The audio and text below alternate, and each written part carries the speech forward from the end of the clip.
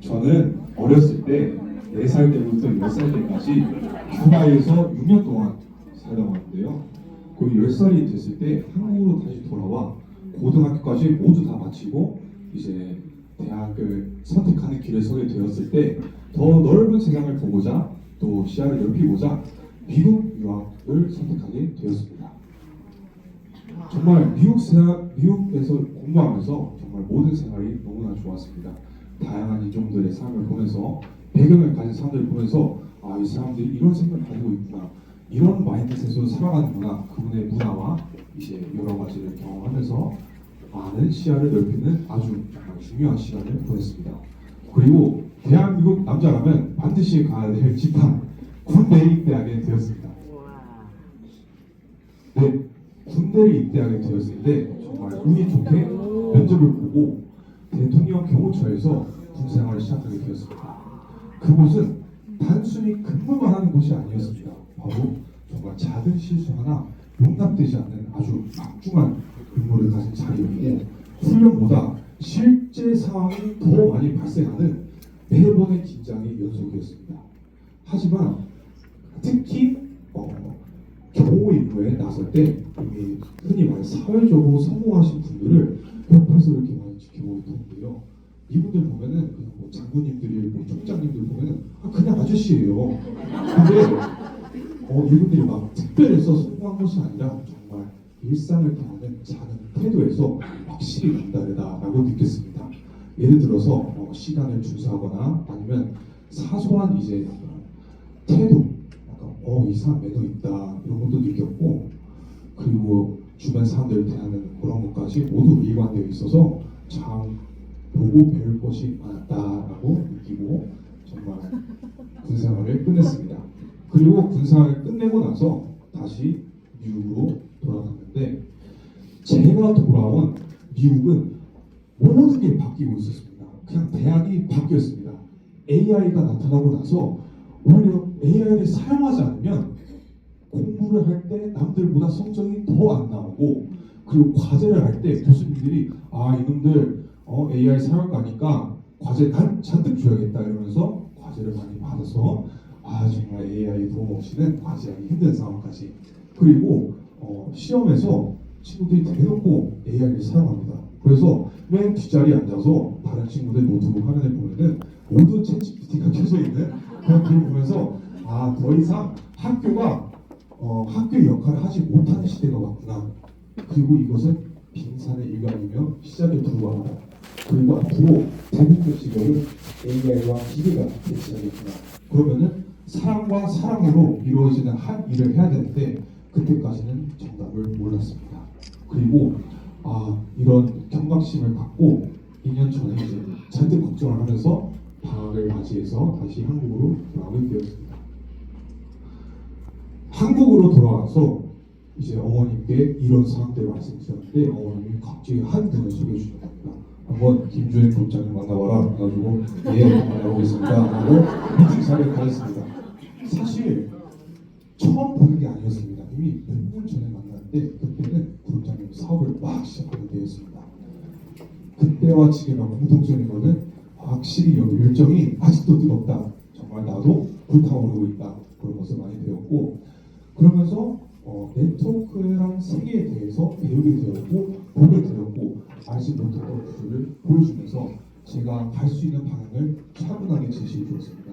그리고 단기적인 수익 이야기가 아니라 앞으로 어떻게 시대가 흘러가고 왜 개인이 아닌 가족으로 사업을 해야 되고 왜 시스템으로 사업을 해야 되는지에 말씀해 주셔가지고 나는 네트워커가 돼야겠다라고 해서 네트워커로 나아가겠습니다.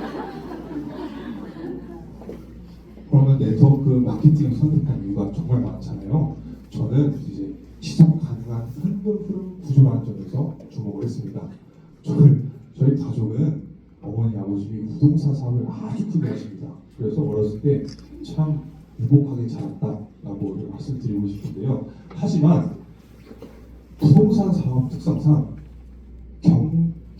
세계 경기에 영향을 받고 또 세금, 법적 관련해서 항상 영향을 받는 업계이다 보니 한 번 흐름이 막히면은 정말 아무것도 할 수 것이 참 힘들었습니다.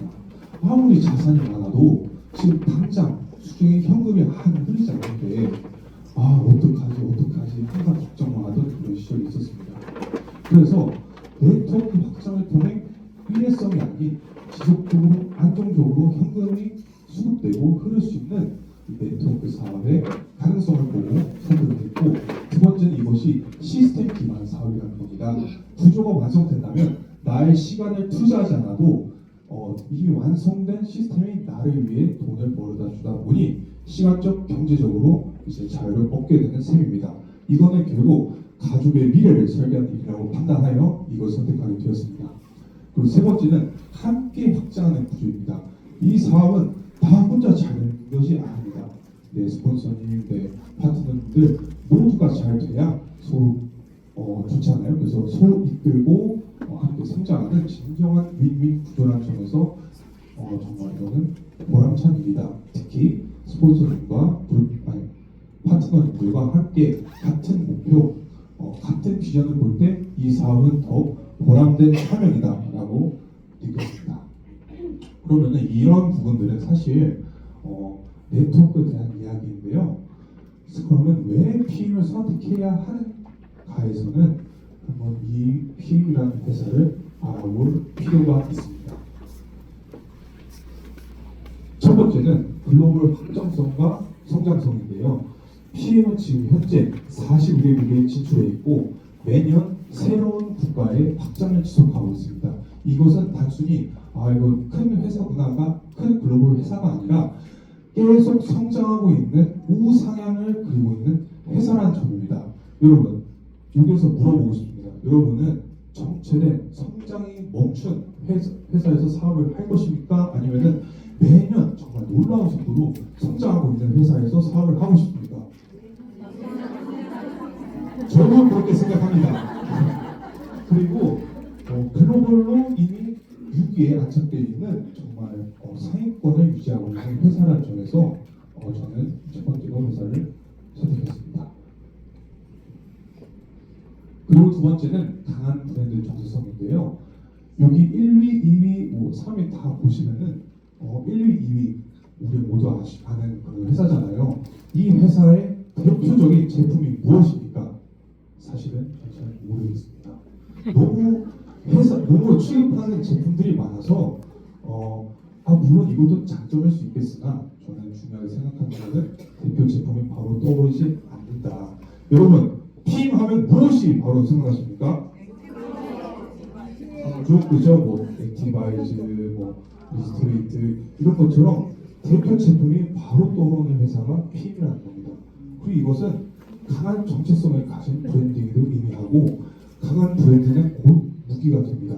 여러분, 저희는 사업을 모호한 제품을 취급해서 하는 것이 아닙니다. 이미 시중에 인정받은 그런 강력한 제품으로 사업을 진행하기 때문에 정말 심플하고 쉬운 회사다라고 말씀드리고 싶습니다. 그리고 구조적 안정성에 대해 좀 말씀드리고 싶은데요. 여기 1위, 2위, 3위, 4위를 보시면은 누텍킨의 회사에 대해 좀 알아볼 필요가 있습니다. 이걸 이해하기 위해서는 저 회사는 한마디로 오너 리스크 때문에 유감이지만 무너진 회사라고 볼 수 있습니다. 그 이유가 뭐냐? 저거는 상장된 기업입니다. 결국에는 상장된 기업이 무엇이냐? 주주들이 회사를 운영한다. 주주들이 구조를 운영한다는 회사인데요. 그러면은 여기 누텍킨 회장이 자기 지분을 100억 팔아서 주주들이 자신의 이익을 위해 보상 플랜을 바꿔서 사업하기 힘들어져 저기 있는 누텍킨 코리아 사장님들이 그때 PM으로 많이 넘어오게 계기가 됐고 전환점이 되었습니다. 그러면은 우리 PM은 우리 회장님이 오너 리스크로 걱정한다. 이 회사가 정말 바로 서 있는 리더가 하고 있나? 라는 점에서 의문을 가졌는데 저는 일단 비상장 기업이기 때문에 외부의 주주로부터 압박이 없다. 이 첫 번째 사실과 두 번째는 이 소르도 회장님이 93년에 창업한 이래 지금까지도 경을 맡고 있습니다. 그리고 회장님의 말씀 들어보면 알겠지만은 매년 목표를 설정하고 그 목표를 차근차근 따라가고 있음을 확인할 수 있습니다. MBTI 아십니까, 여러분?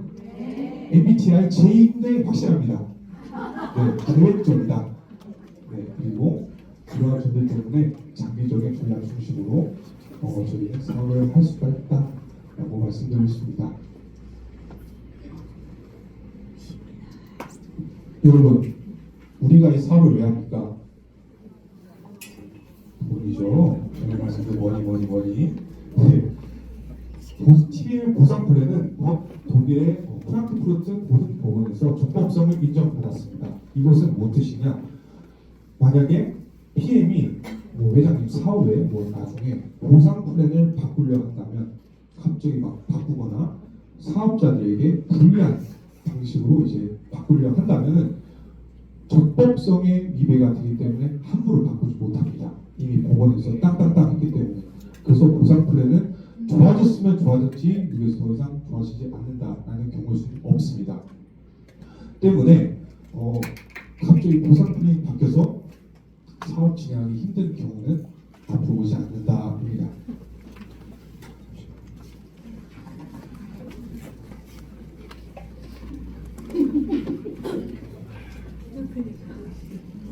그리고 이 회사의 재무 안정성에 대해서도 한번 봐야 되는데요.